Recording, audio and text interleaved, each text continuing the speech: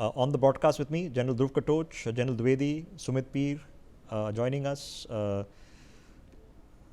Good generals have spent a lot of time in the field in these very complex sectors and have dealt with these kind of, what do I call them, episodes. So we need to come up with a plan. Okay, so let's put this geographical context into play. I'm going to ask my colleague Pia. There's a map on my screens. Let's put this up as we speak, because as a country we have to now process on two fronts. Number one, what is the action that we can take? Can we make this entire thing fit, please? I'll be grateful. Thank you. We have to take what is the action we can take to create a shield in a place that we've been trying to create a shield for 80 years. Geographically, logistically, topographically, not as easy as it seems like a line on the map, okay, for practical reasons. And the other is, how do we respond? So now this, ladies and gentlemen, is where things stand. You understand these regions: Kathua, Samba, Arespora, Akhnur, Rajouri, Poonch, Baramulla, Kupwara, and of course towards the central north is Kargil.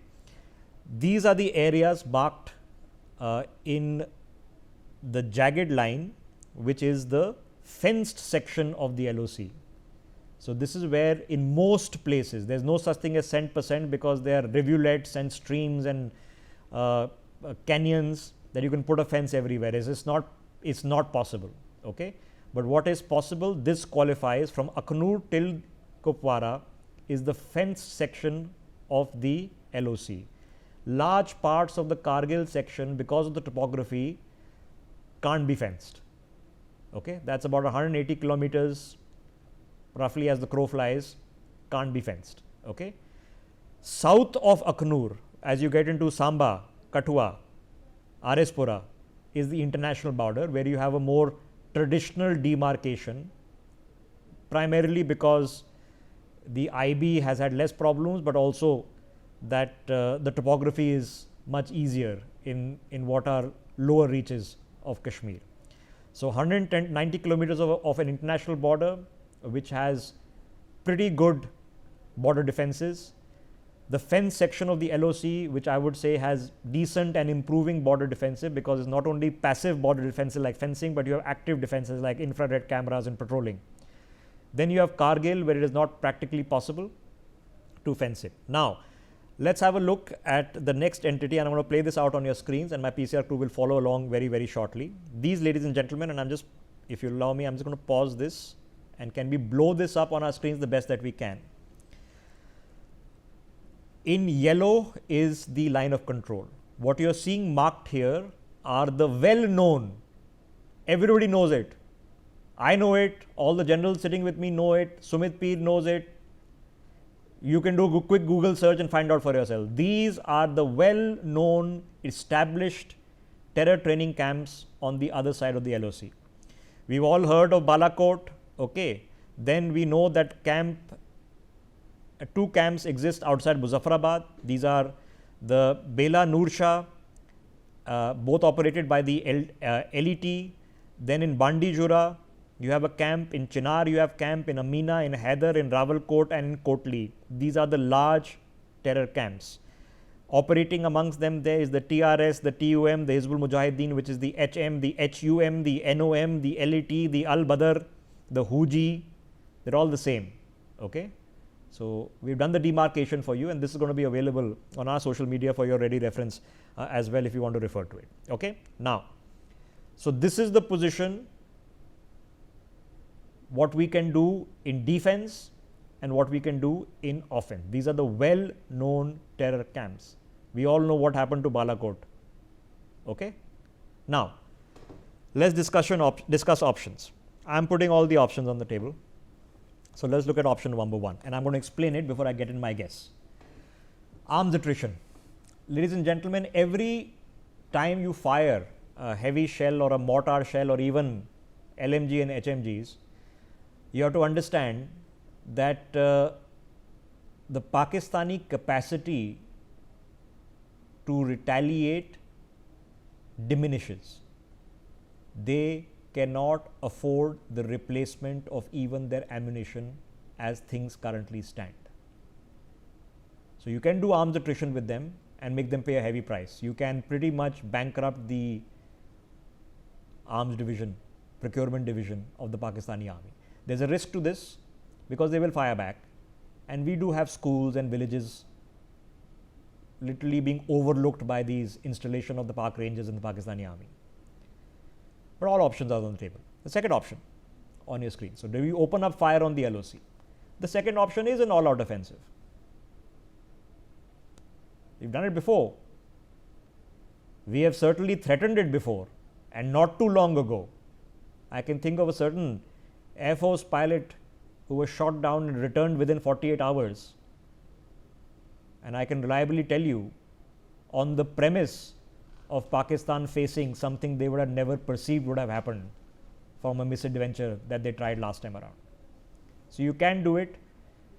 Lal Bahadur Shastri did it because the Pakistanis, when they started Operation Gibraltar, figured that only the LOC would be a point of hot engagement. No, we opened up all across the border. Then the second time when they tried in 71 or the war happened, it was the assumption that the war would only happen in the eastern theatre, that it would be only about East Pakistan. But no, we opened up the front in the west. Okay. In Kargil, we chose not to. But then we have conducted 2 strikes. But a strike is one option and an all-out offensive is another option. All options on the table. I'll let more erudite and experienced people comment on the feasibility and the pros and cons of these options. Option number 3 on your screens. You can conduct missile strikes.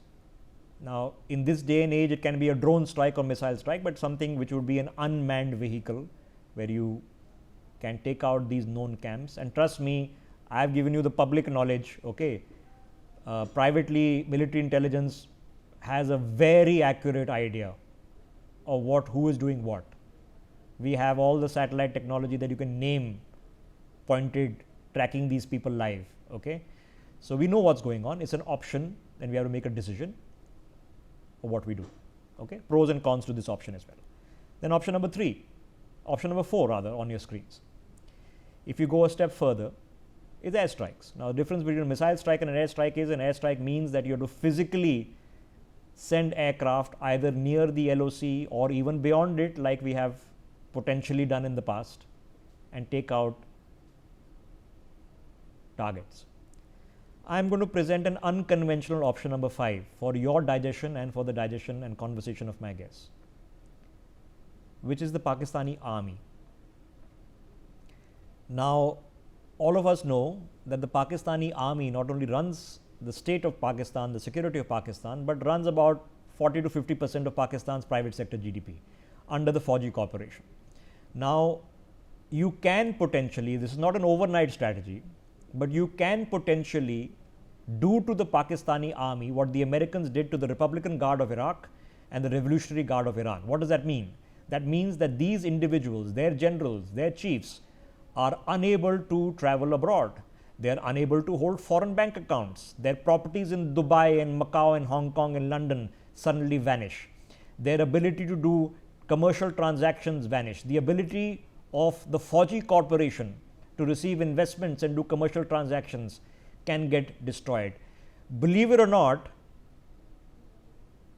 this would hurt the Pakistani army more than discharging a few rounds of MMG on the LOC.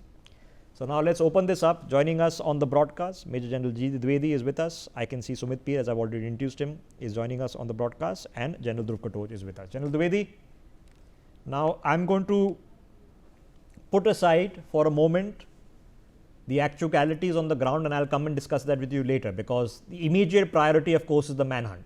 We have to catch these guys. Okay, and I can assume that the areas have been sealed, and now we'll be, after you make a net, you'll be drawing it down to trap them somewhere in the center, and some update from either DGMO or MHA or somebody is going to come our way shortly. Hopefully it is news that these people have been eliminated. But those are the people who are sent to cause mayhem. They are part of a larger bandwidth. If we keep trying to take care of the symptom, we will never eliminate the disease. Now, after our experiences in Uri and beyond, sir, what are the options on the table? General Dwivedi. Well, Vishu, first and foremost, I think my compliments to you that you analyzed the whole situation very professionally and I think very pragmatically. Absolutely, the first response is to hunt out these people, and that's I think priority one. That is already I'm sure ongoing, and that process is on. Now, second part is you have laid out five options for the response, and all the five options I'm sure will be on the table. But as a military man with certain depth of experience, each target is warrants a different punishment, and I'm sure if out of the five, how the planners and policy makers and executors of the day will select the right kind of tools and right kind of target engagement, and I'm sure any one of them can be played out. Thirdly is the diplomatic. You very rightly said that diplomacy is a very important tool, and in that the Pakistan army can be and their leadership can be actually singled out, and they can also be punished. But I like to add the sixth option, and that is the gray zone warfare. Gray zone warfare is very, very important, Rishabh, because today that is the currency of the day. How we are going to exploit the internal vulnerabilities of Pakistan is also must be put on the table, and there are enough vulnerabilities. Is Balochistan is there, POK is there, and the Khyber Pakhtunkhwa is there. So therefore, we need to also exploit the internal vulnerability. So in summation, I would say that target analysis done by you will excellent. How these targets are engaged will be the call of the today's leadership. But along with that, we need to also ensure that we also orchestrate grave zone warfare. And my last point is, Rishabh, one is the response. And second is we need to fight this proxy war to finish. Therefore, we need to have a very clear-cut national policy, which needs to be the whole of the nation. And we need to put every element of our comprehensive national power into play so that we bring Pakistan on the knees, both by kinetic means, non-kinetic means, diplomatic means, economic means, and above all, break the will of Pakistan as a nation. Rishabh. It's happening. It's happening more so, and General Dwivedi, of course, has spent most of his life in uniform, but subsequently he teaches, he keeps in touch, and of course sits with us on television very frequently. So I think he'll agree when I say that we are better at it than we have been in the past, despite the fact that we've defeated Pakistan in every war that they chose to impose upon us. But in terms of every other impact, we are talking less and acting more, which is exactly what you want to be. Earlier we used to talk more, we used to beat our chests, but do very little. That's a good thing to happen. Now let me get General Katoch in. General Katoch, I want to discuss a response with you, because of course the response is not going to happen in an hour, not tomorrow. It will happen at a time and place of our choosing. It will have to be judged when that appropriate time and place arrives. But there is something called a reciprocal response. A reciprocal response, ladies and gentlemen, means that if you've lost one site, you take out one site. Then there is a progressive response, which means that you are escalating the response larger than the casualties or damage or attack inflicted upon you. It's a difficult judgment call to make, General Dwivedi, but twice we've been faced terror attacks of such a heinous nature. Twice we've responded with what would qualify as a surgical approach. Is a similar kind of response sufficient? That's for me or? General Katoch, for you, sir. Okay. Rishabh, very frankly, I don't think our responses have been reciprocal, and certainly they have not been escalatory. We have just responded, and we have tried to keep our areas. You try to take certain security measures so that incidents don't take place. But we still don't have that deterrence in place. That deterrence means there'll be such a lot of fear that they don't attempt it. And there, that deterrence has not come in. Now, in this particular attack, I think it is the most heinous attack carried out on Indian soil since independence. And I make no bones in saying it. I consider this more ghastly than what happened in Mumbai. Mumbai, they targeted your economy. They targeted the heart of India. Here, they have targeted the soul of India. They have targeted Sanatan. And that is unacceptable. To them, I would like to say, Sanatan is eternal. It can never die. They will die. The perpetrators will die. Sanatan will live. So their target is wrong. But the point is, they initiated it. And now it is incumbent on us to finish the job. They cannot be left. It is not a question of those four scum who have just come and entered and shot innocent people. That shooting has shaken up the very soul of India. You can't do something like that to a free country. They have done to us what the Arabs did, what the Gazans did, the Palestinians did to the Israelis on 7th October. They came, they killed innocents, and they went back. Under any law, this is unacceptable. And if we have to go to war over it and destroy every bit of Pakistan, so be it. General Katoch, No, Rishabh, one yes, minute. Please finish. Let us not get these fuzzy things that, war is costly. Of course, war is costly. Of course, war is costly. And that is why we should impose it. The cost is not just on us, it's on the other side too. So, General Katoch, I have a question. Okay, now some of this is publicly known to us because you and I were not privy to that exchange of conversations. But we were being told by a certain political leader in Pakistan that Home Minister of the country at the time when Wing Commander Abhinandan was captured, that he called a meeting in which his hands were shaking, that he was afraid, and that people from all over the world, from the Americans to the Saudis, the Emiratis, were warning the Pakistanis that you need to hand back this man immediately, otherwise all hell would break loose. What do we suppose was making that man's handshake? That was deterrence.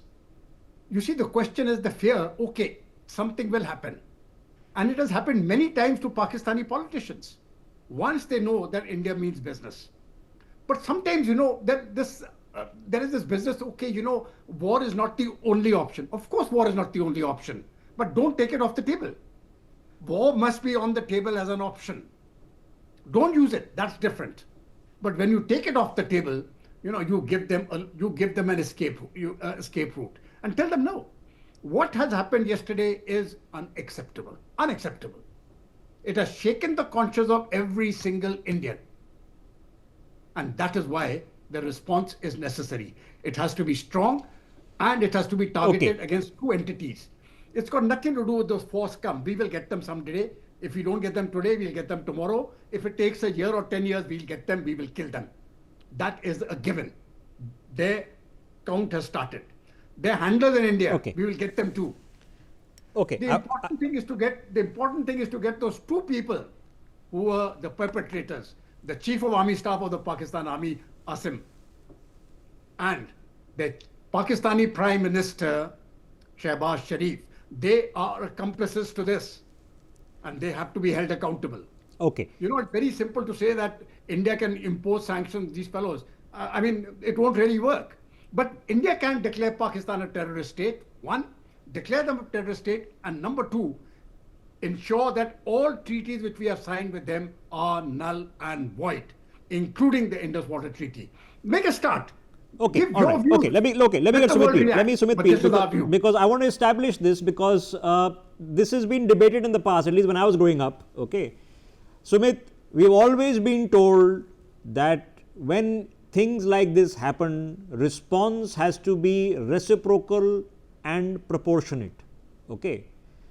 Now, we can either agree with that philosophy or we can disagree with the philosophy. So, if there were 26 or 27 Americans who had just been shot in the head by an Islamic terrorist entity, what would be proportional, or would they come and invade 3 countries and spend $1 trillion and be in those countries for 20 years? What would happen? What would be proportional? Proportional will be you have to eliminate the source of terror, the source of trouble, the source where it can come again. And that is what we have been missing with Pakistan and not doing it. The mullah military nexus and the politician who is an incidental byproduct of that has to be eliminated. There is no difference today between the Pakistani army, Houthis, Hezbollah, or for that matter, Islamic Jihad, or Hamas. This kind of attack has a Hamas trademark on it, Rishabhji. There was a couple of days back when the Hamas chief of Iran was in POK. This Lashkar-e-Toiba, Jaish-e-Mohammed and all gave him the way. Pakistan gave him the way. There was a big stadium which he was there. He was addressing the people how to do the genocide. This picking up of the people, identifying the people by their religion, then eliminating them and telling the survivor, Jaake Modi ko bol dena. This is a very clear message to us. And if we let this infrastructure and ecosystem go on, we'll have more of such attacks. Dismantling their three organizations are there. Fauji, Bahriya and Asgari. All doing around $36 billion each, all having a margin profit of around $6 billion. So that is their $100 billion of revenue and around $20 billion of profit. They have to be decimated. But the issue is Pakistan's fundamental capacity to attack. If you have to settle this for good, it won't settle by Hafiz Sayyid or Lashkar-e-Toiba or Salahuddin. They will have new options coming up. You have to take care of GHQ Rawalpindi because that is where so let me, for the sake of people watching, let me now do it in short questions with all of you guys. Okay. Is simply eliminating the four terrorists enough? Yes or no? No. Okay. That is basic. Simply going and taking out one of their terrorist camps from where they trained and originated, is that enough?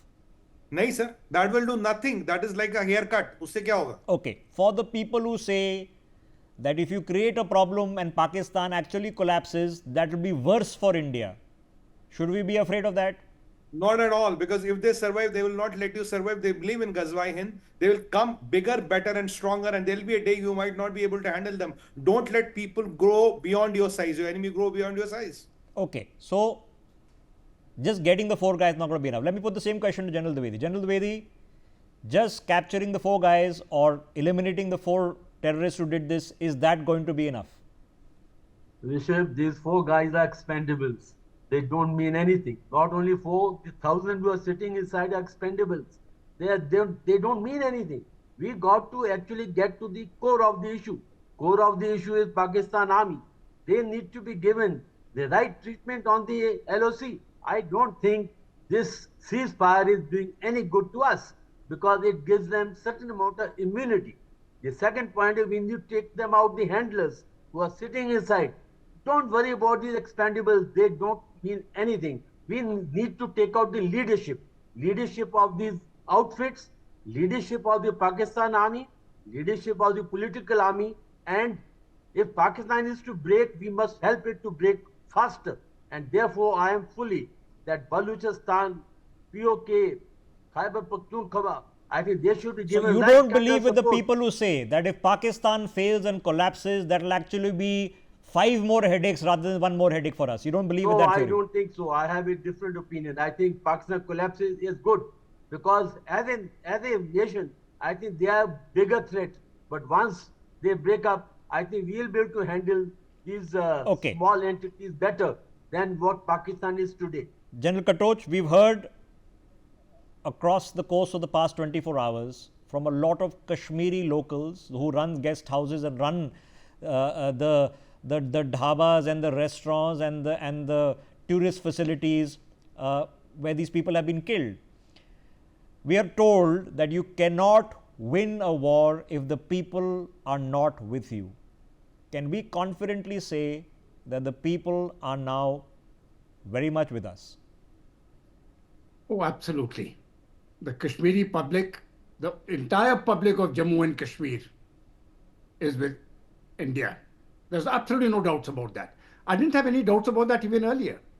You see, Rishabh, the problem is a small percentage of people who are wielding guns create an image far larger than what they are.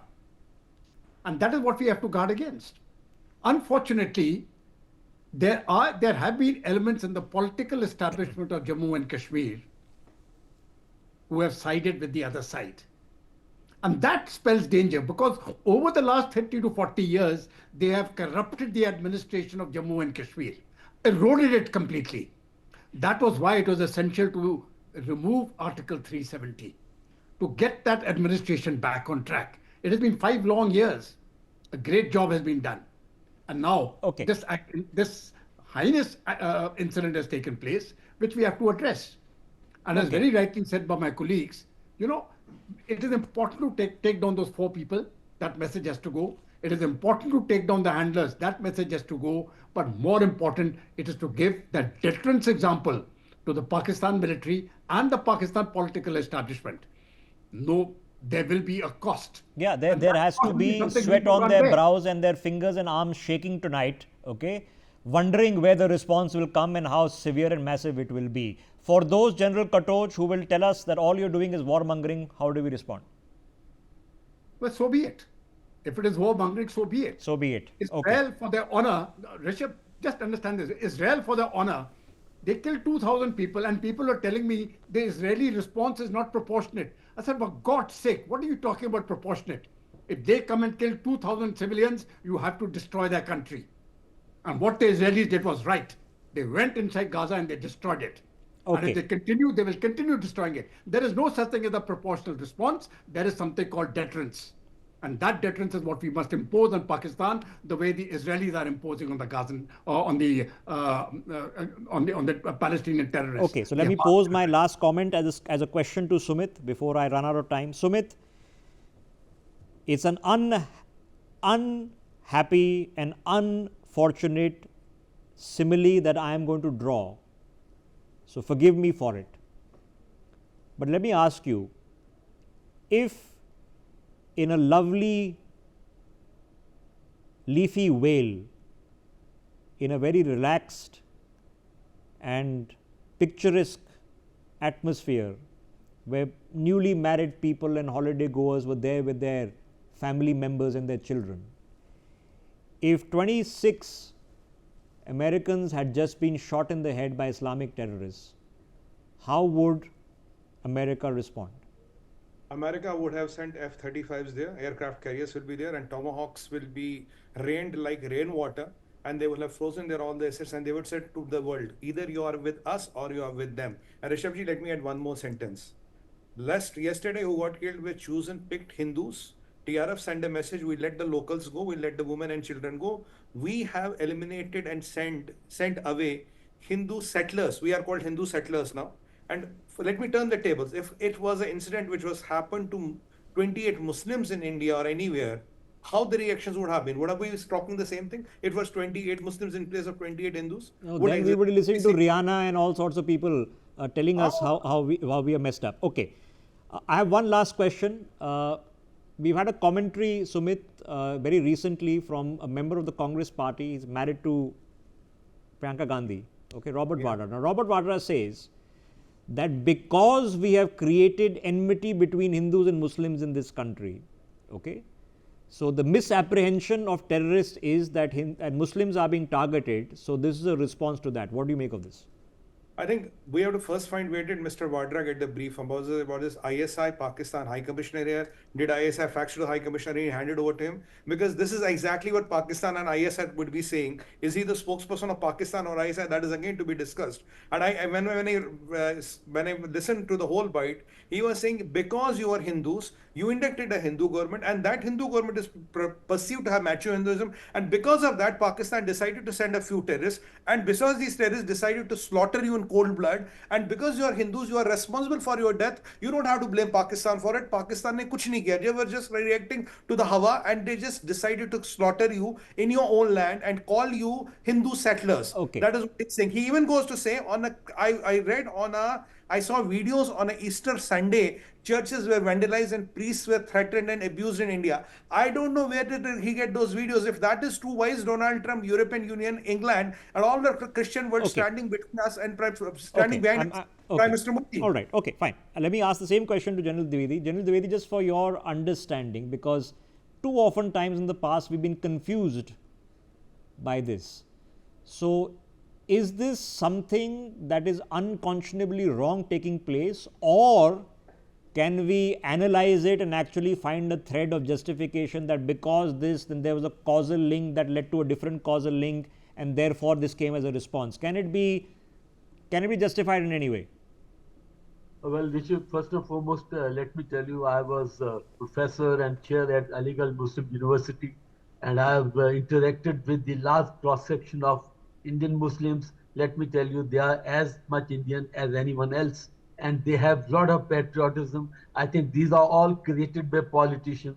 But as far as India is concerned, I think the Indian Muslims are enjoying as much privileges as anyone else. And they also love their country as much as anyone else. I Okay. think this debate must stop here and now, because the politician will always try to create something. And my last point is, Rishabh, this is the time now we need to finish this proxy war, and this proxy war needs to be taken right inside Pakistan, and response has to be overwhelming so Right. that Pakistan shakes up. There should be a tsunami amongst the Pakistan military and their political leadership. I agree with you. Rishabh. I agree with you. There is no point doing a half-hearted response. You have to now stop treating the symptoms, you have to treat the disease. And yes, at some point of time, there has to be an overwhelming response. I've given you the two examples. All right.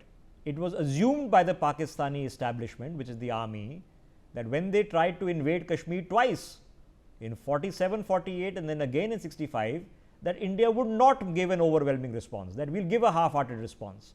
They were wrong.